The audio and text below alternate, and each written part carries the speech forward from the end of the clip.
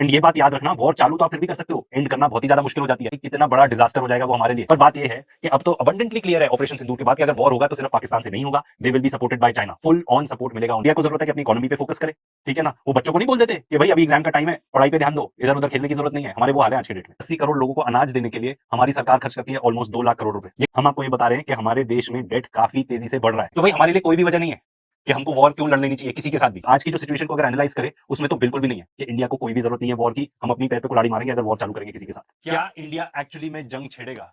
दुनिया में इतनी सारी वॉर्स चल रही हैं, रशिया यूक्रेन, एक्चुअली ये तो एक प्रॉक्सी वॉर है बिटवीन यूएस कह लो, नेटो कह लो and Russia. Israel Gaza, actually ये तो एक जेनोसाइड ही है। कितने टाइम तो हम यहाँ पे वीडियोस बना रहे थे और बस बाहर के ही दर्शन ले रहे थे कि अच्छा वहां पे ड्रोन उड़ गए, मिसाइल्स उड़ गई, ये डैमेज हो गया, वो डैमेज हो गया। फिर उसके बाद हो गया पहलगाम टेरर अटैक और उसके बाद हुआ ऑपरेशन सिंदूर। तब जाके असली में रियलाइज हुआ कि जब खुद के देश में वॉर चालू होती है तो कैसा होता है। फिर जब हमारे यहाँ पे ड्रोन आने चालू हुए, मिसाइल्स आनी चालू हुई, एयर बैटल था जो इतने टाइम तक लास्ट किया। लकीली हम तो उस एरिया में नहीं रहते जहां पे ये सब हो रहा था, बट फिर भी हमारे जान पहचान वाले परिवार वहां पे रहता है एंड उन्होंने बताया था टेंशन कितनी ज्यादा थी।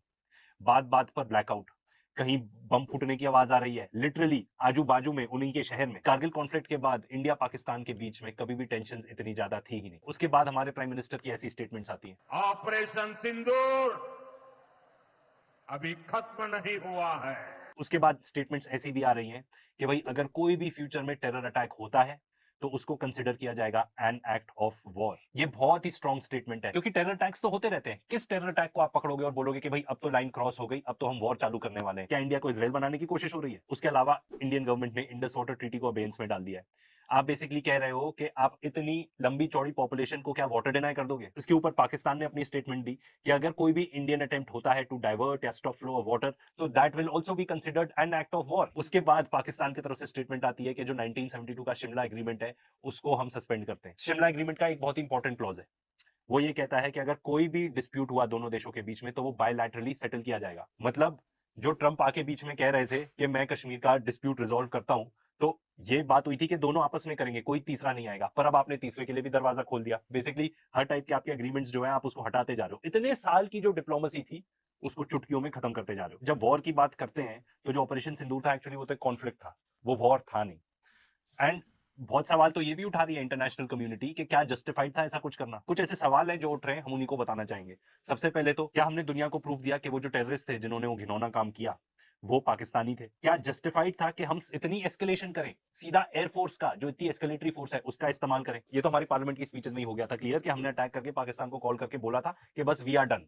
तो क्या हम आगे एक्सपेक्ट नहीं कर रहे थे क्या एक रिटेलिएशन? ये भी एक सवाल उठता है। हमारा और आपका क्या ओपिनियन है, इट डज नॉट मैटर, पर दुनिया ने जो भी रिस्पॉन्स दिया किसी ने भी पाकिस्तान को कंडेम नहीं किया। सबने ये कहा दे कंडेम टेररिज्म। इसराइल जिसको आप इतना भाई बंधु समझते हो उसने भी पाकिस्तान को कंडेम नहीं किया था। इसके अलावा जो हमारे डिफेंस पर्सनल से स्टेटमेंट्स आ रही है वो भी नोटवर्दी है। हमारे जो सीडीएस हैं जनरल चौहान, उनका ये कहना है if you want piece prepare for war. इसके अलावा जो हमारे आर्मी चीफ है जनरल द्विवेदी वो भी कह रहे हैं कि जो नेक्स्ट वॉर है it may come sooner than expected. अब भाई ये क्या बताना चाह रहे हैं हमारे इंडियंस को कि हमको प्रिपेयर रहना चाहिए वॉर के लिए? भाई वॉर होगा तो क्या होगा ये तो हम ऑलरेडी आपको पहले वीडियो में बता चुके हैं। हमने बताया था कि भाई कितना बड़ा डिजास्टर हो जाएगा वो हमारे लिए। पर बात ये है कि अब तो अबंडेंटली क्लियर है ऑपरेशन सिंदूर के बाद कि अगर वॉर होगा तो सिर्फ पाकिस्तान से नहीं होगा, they will be supported by China. Full on support मिलेगा उन्हें। इसके बारे में भी हम बात कर चुके हैं कि पाकिस्तान चाइना के क्या रिलेशन है। अब जो SCO Shanghai corporation organization summit जो है वो चाइना में चल रही है मीटिंग, जिसके लिए प्राइम मिनिस्टर मोदी चाइना भी गए हैं। वो 7 साल बाद गए हैं चाइना। इसका मतलब ये है कि हमें चाइना के साथ अच्छे रिलेशनशिप चाहिए। एससीओ किस चीज के लिए?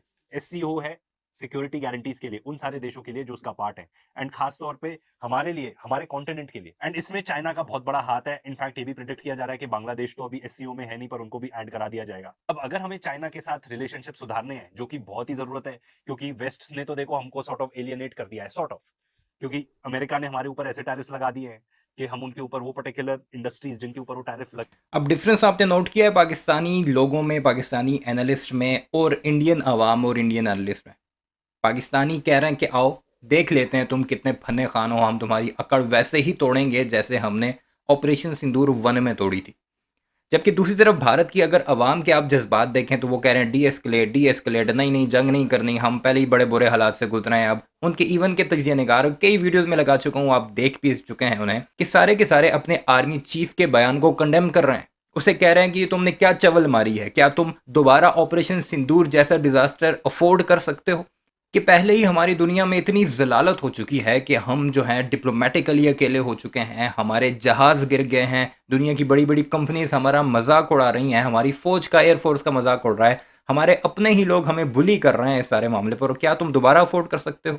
जबकि पाकिस्तानी अवाम अभी भी मीम्स बना रही है, अभी भी उन्हें कह रही है, इवन कि प्रोवोक कर रही है अगर कहा जाए कि आओ, उकसा रही है कि आओ हमारे साथ जंग लड़ लो, हम देख लेते हैं तुम कितने फने खान हो। यानी वो जो प्रॉस्पेरिटी इंडेक्स है, वो जो हैप्पीनेस इंडेक्स है, वो इसमें भी आपको दिखेगा। यानी खुश रहने वाली कौम और भारतीयों को ललकारने वाली कौम, इतना बड़ा मुल्क, आपको ये एग्जाम्पल बहुत कम जगह मिलेगी कि आओ जंग लड़ लो, तुम्हारा शौक ये भी हम पूरा कर लेंगे। इवन के अभी जो 3 बड़ी स्ट्रॉन्ग स्टेटमेंट्स आई हैं, जिसमें उनके वज़ीर दिफा राजनाथ सिंह हो, एपी सिंह हो एयर चीफ उनका, या फिर उपेंद्र द्विवेदी जो कि डाईफुटिया उनका आर्मी चीफ है, इन तीनों के बयानात के बाद भी पाकिस्तानी कौम ये कह रही है आओ, जबकि भारतीय रोक रहे हैं, ना ना ना अब की बार ऐसा नहीं करना। तो सुनते हैं क्या कुछ इस तजीज़े निगार ने बताया है। इवन के इसने मई के कॉन्फ्लिक्ट से लेकर अभी आर्मी चीफ के जो बयान आया है धमकी भरा, उस तक का पोस्टमार्टम कर दिया। कोई चांस ही नहीं है कि हम किसी और देश के साथ कम्पीट कर पाए। चाइना की हमें इसलिए भी जरूरत है क्योंकि हमारी काफी इंडस्ट्रीज ही ठप बैठ जाएंगी अगर हम चाइना के साथ रिलेशनशिप बिगाड़ लेते हैं तो। फॉर एग्जाम्पल, चाइना ने बीच में एक छोटा सा थ्रेट इशू कर दिया था कि हम आपके यहाँ पे जो रेयर अर्थ मैग्नेट्स हैं वो नहीं भेजेंगे, तो इससे हमारी ऑटोमोबाइल इंडस्ट्री ही ठप पड़ सकती है। अब ये नहीं पॉसिबल कि हम चाइना के साथ भी रहें और पाकिस्तान के साथ वॉर भी चाहें, क्योंकि हम उन पे इतनी सारी चीजों पे डिपेंडेंट है। इंडिया की हमारी स्ट्रेंथ क्या है? देखो, हम कोई भी ऐसी चीज नहीं बनाते जो हम एक्सपोर्ट कर सके बाहर, जो हमारी स्पेशलिटी हो। जैसे चाइना के पास रेयर अर्थ है, रशिया के पास क्रूड ऑयल है, अमेरिकन के पास डिफेंस इक्विपमेंट है। लेकिन हमारे पास कुछ ऐसा है जो उनके पास न है और न कभी होगा। क्या? संस्कार और परंपरा। हमारा देश दुनिया का सबसे महान देश है। या ऐसे कोई ऑटोमोबाइल हो जो पूरी दुनिया को चाहिए हो, जो सिर्फ हमारे पास है। हमारे पास कोई भी ऐसी चीज नहीं है। अगर हम कुछ मिस कर रहे हैं तो प्लीज बताना, क्योंकि अगर कोई ऐसी चीज होती तो हम अमेरिका के साथ बेटर नेगोशिएट कर पाते, कुछ तो बता पाते कि अगर आप इतने टैरिफ्स लगाओगे तो भैया देख लो हमारे पास भी ये चीज है, हम आपको नहीं देंगे, जैसा कि बेसिकली चाइना ने किया। हमारी एक पर्टिकुलर स्ट्रेंथ है जिसकी वजह से सब हमारे साथ, या जो भी नेशंस चाहते हैं हमारे साथ अच्छा रिलेशनशिप चाहेंगे, वो है हमारा मार्केट। हमारी इतनी बड़ी आबादी है, इतनी सारी चीजें खपत होती है, ग्रोइंग इकोनॉमी है, तो सबको लगता है कि भाई हमारी कंपनीज का भी शेयर यहाँ पे होना चाहिए। तो हमको तो वॉर बिल्कुल भी नहीं सूट करता, क्योंकि अगर हमारे यहाँ पे जंग छिड़ जाती है, लोगों की पेइंग कैपेसिटी एकदम खत्म होते जाती है, मार्केट ही गिर जाता है, तो फिर लोगों को हमसे क्या मतलब। अगर आप रशिया की बात करो तो रशिया हमें क्या बेचता है? Crude oil. उसको हमारा मार्केट चाहिए क्योंकि यहाँ पे इतनी ज्यादा खपत होती है ऑयल की। One of the biggest consumers है हम ऑफ पेट्रोलियम प्रोडक्ट्स। यूएस के साथ हमारा क्या माजरा है, क्यों उसने टैरिफ्स लगा रखे हैं? अगर आप ये वाला फैक्टर छोड़ दो कि भाई ट्रंप एक इगोइस्टिक इंसान है और उसको सीजफायर का क्रेडिट चाहिए था, उसको अगर आप साइड रख दो, उनको एक्सेस चाहिए हमारे एग्रीकल्चर के मार्केट का। चाइना को भी सेम ही चाहिए। चाइना कितने सारे प्रोडक्ट्स बेचता है यहाँ पे। हमारा बिगेस्ट इंपोर्ट हम कहां से करते हैं? चाइना से करते हैं। ऑलमोस्ट $100 बिलियन का ट्रेड डेफिसिट है हमारा चाइना के साथ। एंड इसके अलावा जो ऑपरेशन सिंदूर में हमको पाया गया कि भाई सिर्फ पाकिस्तान के साथ लड़ाई नहीं हो रही है, ये हो रही है वन साइड रीइंफोर्स्ड वॉर की। ये फ्रेज आप बहुत सुनोगे आने वाले दिनों में, एंड बहुत सारे लोग जो बाकी एक्सपर्ट्स को फॉलो करते हैं, जो हमसे कई कई ज्यादा जानते हैं इस चीज के बारे में, वो इस चीज के बारे में बात करते हैं कि ये है वन साइड रीइंफोर्स्ड वॉर। इसके अलावा आप हमारी इकोनॉमी की तो हालत देखो, ऑन द सर्फेस तो सब बहुत अच्छा है, पर क्या हमारे इकोनॉमी के अंदर एक डेट क्राइसिस बन रहा है? ये नेशनल डेट की बात कर रहा हूँ। 10 साल पहले जो इंडिया का डेट था वो था $880 बिलियन, जो कि था अराउंड 52% अप्रोक्सीमेट।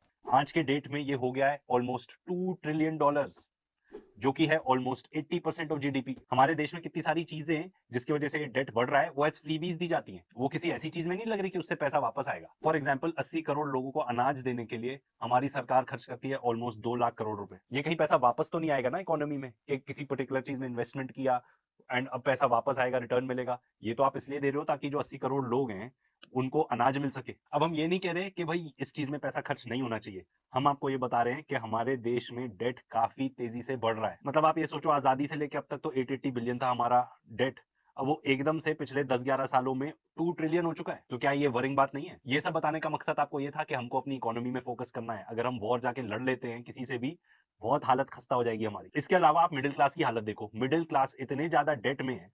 फॉर एग्जाम्पल, जो हमारा हाउस होल्ड डेट था वो पिछले ही एक साल में 23.1% से 23.9% ऑफ जीडीपी हो चुका है। हमारा मिडिल क्लास इतना वैसे असूलन तौर पर होना ये चाहिए था, जो कि दुनिया का असूल है कि एक धमकी देता है तो दूसरा उसे समझाए, यानी दूसरा मुल्क, यानी अगर भारत धमकी देता है तो पाकिस्तान उसे समझाए कि यार जंग जंग की बातें ना करो, ये नुकसान हो सकता है हमें भी और तुम्हें भी। खुद भारतीय समझा रहे हैं रोज़ाना। कई बड़े बड़े तजिए निगाह प्रवीण स्वाने देख लें, आप इस शख्स को देख लें जो कि समझा रहा है अपनी फ़ौज को, अपनी सरकार को कि यार हम पहले ही मारे गए और कितना मरवाओगे हमें तुम्हें, इसलिए जंग जंग की बातें छोड़ो, पाकिस्तान के साथ अमन के साथ रहो। ज्यादा डेट बर्डन हो चुका है, इतना ज्यादा लोन ले चुका है, पर्सनल लोन्स ले रहे हैं वो, एंड सबसे प्रॉब्लमैटिक बात पता है क्या है? इस 33% ऑफ ये जो लोन्स हैं, वो पता है किस चीज के लिए? एसेंशियल कंजम्पशन के लिए, खाने पीने के लिए, मेडिकल एक्सपेंसेस के लिए, बच्चों की स्कूल फीस पे करने के लिए। अगेन ये बात इन पर भी लागू होती है मिडिल क्लास पे, कि जो लोन ले रहे हैं वो कहीं होम लोन, ऑटो लोन्स या कोई ऐसा अपना एसेट नहीं बना रहे हैं लोग लोन लेके। ये लोग एक्चुअली रोजमर्रा की चीजों के लिए लोन ले रहे हैं। Credit card loan default almost at the highest point है देन इट्स एवर बिन हमारे देश में। एंड भाई ओवरऑल ये डेट क्राइसिस की वजह से कितनी सुसाइड्स हो रही है उसकी तो बात भी मत करो। एंड किसान सुसाइड्स के तो कितने ही केस मिल जाएंगे, मीडिया ने शायद उतना कवर करना भी बंद कर दिया है। ये देखो, हमने ऑपरेशन सिंदूर के दौरान भी कितने वेपन्स यूज किए, उसमें कितने इंडियन मेड थे, कितने बाहर के थे, कौन से एयरक्राफ्ट यूज किए, ज्यादातर बाहर के ही थे सब। ऑयल चाहिए रहेगा आपको बहुत ज्यादा, हमारे पास कोई क्रूड ऑयल नहीं है, हम सब इंपोर्ट करते हैं। तो भाई हमारे लिए कोई भी वजह नहीं है कि हमको वॉर क्यों लड़ लेनी चाहिए किसी के साथ भी। आज की जो सिचुएशन को अगर एनालाइज करें उसमें तो बिल्कुल भी नहीं है। हमको ये पूछना पड़ेगा कि हमारे क्या ऑब्जेक्टिव रहेंगे, क्या अचीव करना चाहेंगे वॉर से, ऐसा क्या मिल जाएगा। इसीलिए मुझे लगता है प्रोबेबिलिटी तो इसकी बहुत लो है।